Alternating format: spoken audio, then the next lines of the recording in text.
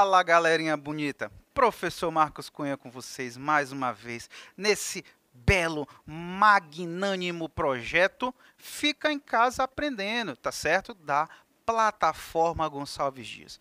E hoje, mais uma vez, a gente vai compartilhar esse belo conhecimento que é a nossa geografia, né, galera? Essa ciência aí de mundo, essa ciência de vida, tá certo? Que a gente usa aí para nosso cotidiano, beleza? Mas antes da gente começar a nossa aula de hoje, que é muito legal, hoje tu vai falar de coisa muito bacana, tá? Eu venho te dar um recadinho do coração, galera, tá certo? Depois dessa aula, tu, Marcos, olha, gostei da aula, quero relembrar. Marcos, olha, eu fiquei em dúvida ali, me chamaram, mamãe me chamou rapidinho, eu virei, perdi ali 5 minutos da tua aula. Marcos, tu citou nessa aula referências de outras aulas que tu já deu, e agora o que eu faço? Quem me ajuda? Galera, todas essas aulas vão estar disponíveis para ti na plataforma Gonçalves Dias, lá do YouTube. E não apenas eu, tá certo? Eu e toda uma equipe de professores. Tem o professor Celso de Biologia, a professora Renata, professor Maroni de Matemática, professora Cacau de Português, Guilherme de Educação Física, Rafael de Sociologia. Cara, só gente top, tá certo? Para quê? Para te ajudar no teu objetivo, no teu sonho, porque o teu sucesso é o nosso sucesso. A tua vitória é a nossa vitória, galera. Nós estamos aqui por você, tá certo? Então, quer reforçar o estudo? Quer tirar dúvida? Vai lá, me procura lá, procura toda essa equipe, a gente está disponível para ti, tá certo? Nessa busca do teu objetivo lá, não esquece onde? Na plataforma Gonçalves Dias lá no YouTube, beleza? Me procura lá que eu estou te esperando. Então, vem comigo. Marcos, tu disse que hoje a nossa aula ela é bacana, tem muita coisa aí presente. Galera, a gente vai falar hoje, para quem principalmente aí, né, vive, já foi nas grandes cidades, né? Você percebe, por exemplo, eu vou te dar um exemplo prático aqui em São Luís. Tu já teve a ligeira impressão que tu, por exemplo, passando por alguns bairros de São Luís e depois indo para outros, o ar, a temperatura tende a ser mais quente em um? Por exemplo, né, às vezes tu está passando ali pelo Renascença, né, 12 horas, 1 hora da tarde, né? Parece que tu tá num forno. Aí depois tu vai em direção, por exemplo, ao Maranhão Novo, tu já tem temperaturas, né, mais amenas. Marcos, o que é isso aí? Por que isso acontece, Marcos? Do que tu tá falando? Eu tô falando, galera, de um problema ambiental urbano, galera, chamado ilha de calor, tá certo? E nós vamos falar sobre essa problemática e outras relativas a quê? Eu sei que tu já sabe qual é a nossa temática de hoje. Nós vamos falar sobre os problemas ambientais urbanos e a globalização, galera, tá certo? Nós vamos explicar e hoje tu vai saber diferenciar o porquê que acontece. O que são ilhas de calor, Marcos? O que é essa inversão térmica, galera, né? E eu sei que tu já viu inversão térmica na televisão, por exemplo, né? Às vezes quando mostra São Paulo, o cara do helicóptero, tu vê aquela massa de ar assim bem escura, parece que o cara pode pegar no ar, né? Inversão térmica, tu vai entender por que acontece. A chuva ácida, galera, tá certo? Aí um problema ambiental sério. E vamos terminar falando sobre a smog, tá bom? Então nós vamos falar aí sobre 4 problemáticas ambientais relativas ao espaço urbano, tá certo? Que vão estar aí atreladas ao nosso cotidiano, mas também vão ser cobradas aí nas tuas provinhas, tá certo? Que tu vai gabaritar e vai passar, beleza? Então, ó, aquele mantra que é só nosso, né? Já sabe como é que é, ó. Respirou, oxigenou, vem comigo que é sucesso. Marcos, primeira coisa importante. Quando a gente vai falar sobre os problemas ambientais urbanos, eles não vão surgir assim de uma hora para outra, né? Eles vão evoluir de um processo de degradação ambiental, tá certo? Relativo muito à intensificação do processo de urbanização, galera. Por quê, Marcos? Gente, pensa comigo, galera, tá? Quando a industrialização ela vai se expandir, nós vamos ter um crescimento urbano, né? Pegando o exemplo da Europa no primeiro momento, mas o Brasil também vai seguir essa lógica. Nós vamos ter um seguido processo pós-industrialização da urbanização. E essa urbanização vai acontecer de uma forma não planejada. Tá? As cidades vão crescer de uma forma muito rápida, ou seja, vários grandes contingentes populacionais se deslocando de um espaço rural para um espaço urbano. aumentando a pressão sobre o espaço urbano e seus recursos naturais. Então, tu vai ter desmatamento, por exemplo, para habitação, não vai ter saneamento básico, então tu vai ter poluição, por exemplo, hídrica, né? Você vai precisar de mais alimentos, então você aumenta uma pressão sobre esses recursos, né? As indústrias que vão estar ali vão emitir gases poluentes na atmosfera, por exemplo. A indústria precisa de matéria-prima, então, por exemplo, tu pratica o desmatamento e, claro, tudo isso não vai ficar impune. Consequências surgirão, tá certo? Que são essas problemáticas ambientais que nós citamos há pouco, como a chuva ácida, como a inversão térmica, as ilhas de calor. Mas eu quero te deixar uma coisa muito clara. Essas problemáticas ambientais urbanas, isso é uma pegadinha na tua prova e tu não vai errar. Foca aqui comigo, foca comigo. Essas problemáticas, elas podem acontecer de forma natural no meio ambiente. Como assim, Marcos? Pode acontecer a chuva ácida no meio natural? Pode, galera. A inversão térmica, Marcos, pode acontecer de forma natural? Pode, galera, tá? Mas lembra disso, elas são intensificadas ao máximo pela degradação ambiental que foi gerada pelo processo de urbanização. Não esqueça disso. Então, resumo da ópera, esses problemas ambientais podem acontecer de forma natural, mas são intensificadas pela degradação do meio ambiente e a urbanização está inserida neles. Belezinha? Facinho, Marcos. Não erro mais, eu sei que não erra. Então, bora evoluir? Então, ó, só para sintetizar, né, a urbanização se intensificou com a expansão da industrialização, que atraiu e ainda atrai milhões de pessoas para as cidades, né, e esse fenômeno vai provocar mudanças drásticas na natureza, como a gente bem citou, diversos problemas ambientais, como poluição, desmatamento, redução da biodiversidade, né, produção de lixo, esgotos, e isso vai trazer uma série de consequências, né? Principalmente nos grandes centros industrializados, esses problemas eles vão ser mais latentes, mais alarmantes, né? E como nós citamos, né, devido aí à emissão de gases poluentes, de automóveis, das indústrias, né, maior, por exemplo, a pressão sobre os recursos naturais, vão surgir essas problemáticas, que são elas: as ilhas de calor, a inversão térmica, a chuva ácida e o smog. Bora entender o que cada uma delas fala? Bora, vem comigo, galera, tá certo? E a primeira delas é a ilha de calor. Olha essa imagem bem aqui, tu já sabe o que é, porque eu já te disse, e a imagem tá te falando também. Galera, ilha de calor basicamente é a diferença de temperatura de uma região para outra. Ou seja, tu tem áreas de uma mesma cidade onde a temperatura tende a ser maior do que, por exemplo, em outras. Olha o exemplo que eu acabei de citar, Renascença para o Maranhão Novo. Por que que uma área tende a ser mais quente que a outra, Marcos? Pelo processo de urbanização. Marcos, qual é a característica marcante que faz, por exemplo, esta área central ser mais quente do que, por exemplo, essa área periférica? Principalmente, galera, maior quantidade de prédios que vão dificultar a circulação do ar. Tá? A presença maior de asfalto e concreto, que tem um papel de maior absorção do calor, tá certo? Soma-se a isso também maior presença de veículos. Então, tudo isso, galera, muito calor sendo emanado e sendo ali retido, não tem tanto ar para circular. O que que o calor vai ficar? Ele vai ficar preso nessa região. Resultado, a temperatura, ó, sobe, nós temos uma ilha de calor. Quando tu te afasta para os centros periféricos, o que que a gente vai perceber? A quantidade de prédios diminui, então tu já vai ter maior circulação do ar, né? Tu já tem, galera, espaços teoricamente mais verdes, né? Se tu tem espaços mais verdes, mais árvores, tu tem mais sombra. Se tu tem mais sombra, menores temperaturas, gente, menor absorção de calor. O que que acontece com a temperatura? Ó, ela cai. Em cidades como São Paulo, galera, tá certo? As ilhas de calor, elas podem gerar uma diferença de temperatura de até 10 graus centígrados de um bairro para outro em uma mesma cidade de São Paulo. Então, é um problema ambiental sério, galera, tá? Que vai influenciar na qualidade de vida dessas pessoas, tá bom? Então, só para sintetizar, tá certo? Então, na cidade, é de 3 a 10 graus mais quente, porque eu tenho maior absorção de calor pelo concreto, né?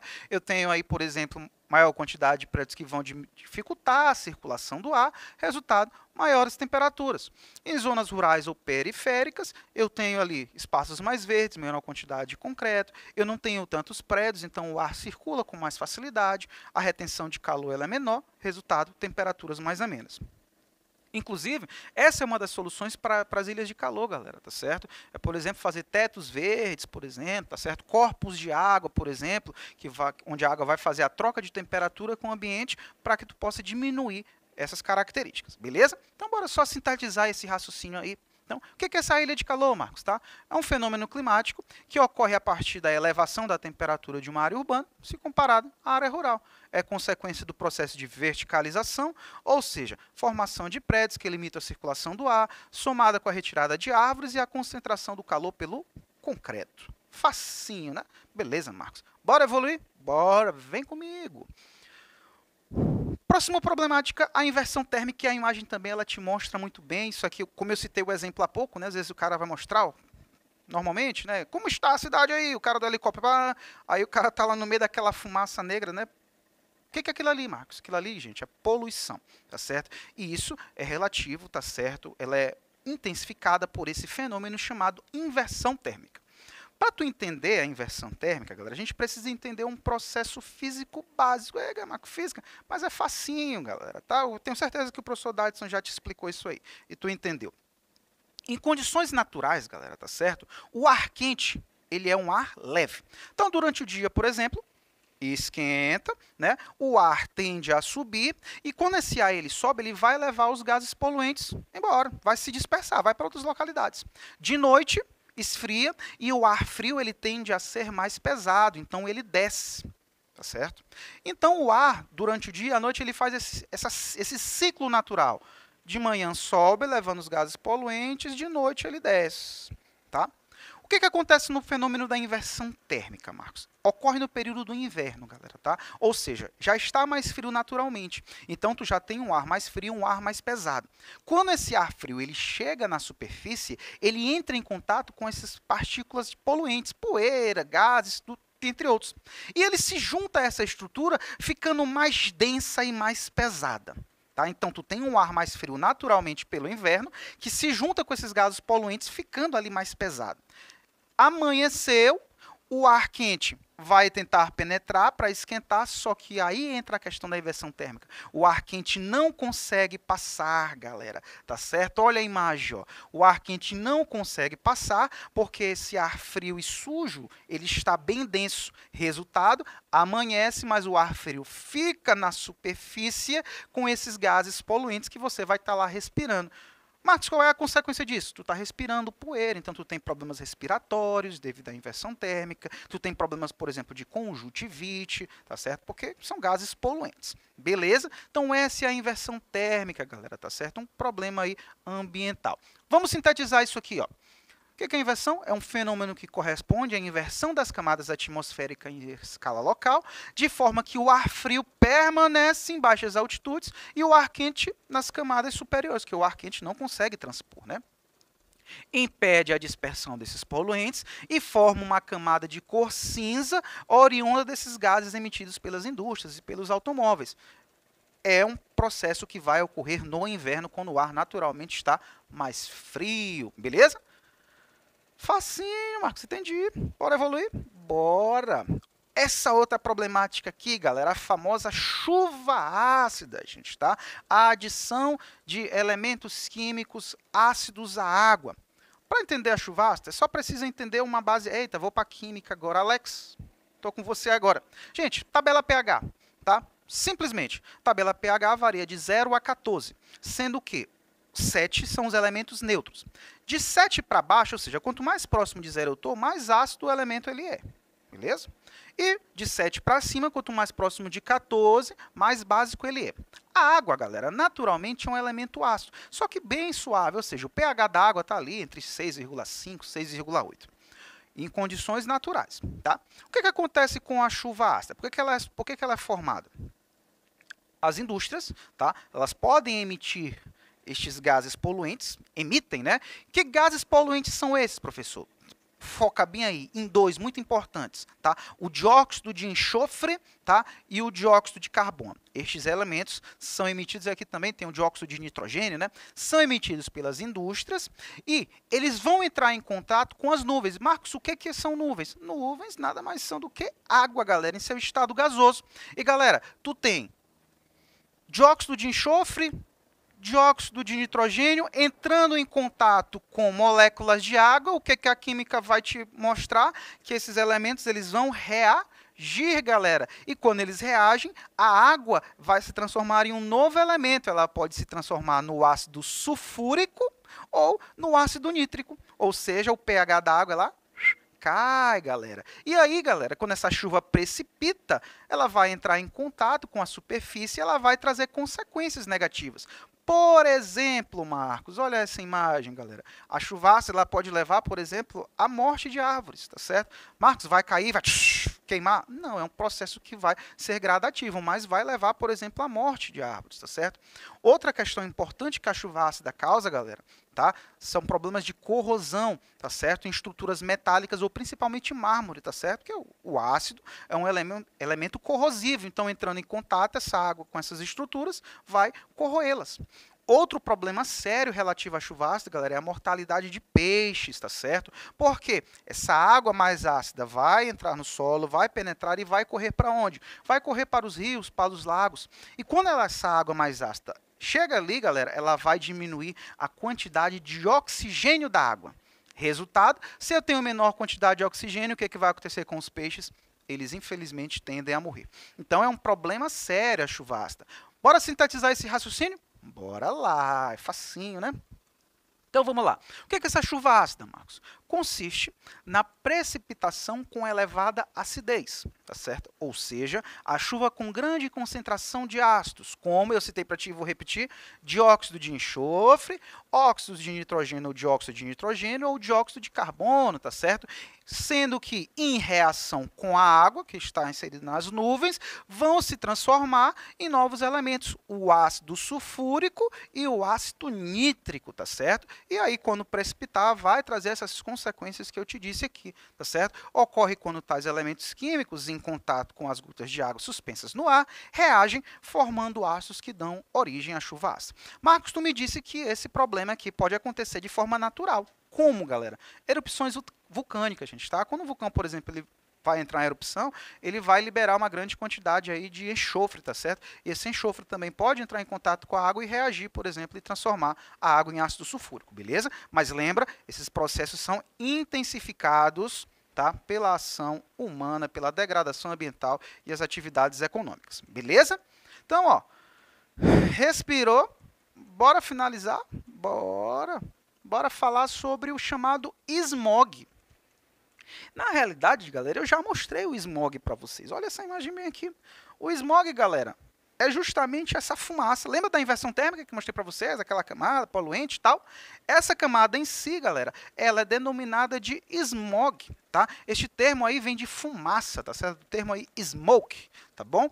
E o smog, galera, ele é um típico problema das grandes cidades, como a gente percebe aqui, a China, por exemplo, tem um sério problema de smog, porque ela utiliza, por exemplo, carvão mineral aí como grande fonte de energia, e o carvão mineral é extremamente poluente, tá certo? E esse ar, ele tende a ficar mais poluído.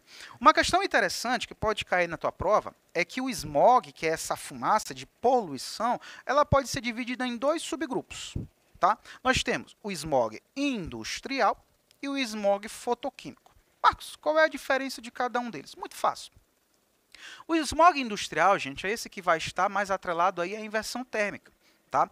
Vai estar diretamente atrelado aí com a intensificação dessa problemática, né, da emissão de gases poluentes, advindas de quem? Da indústria, dos automóveis, tá? Que vão se misturar ali no ar mais frio, mais pesado e mais denso e vão ficar retidas na superfície.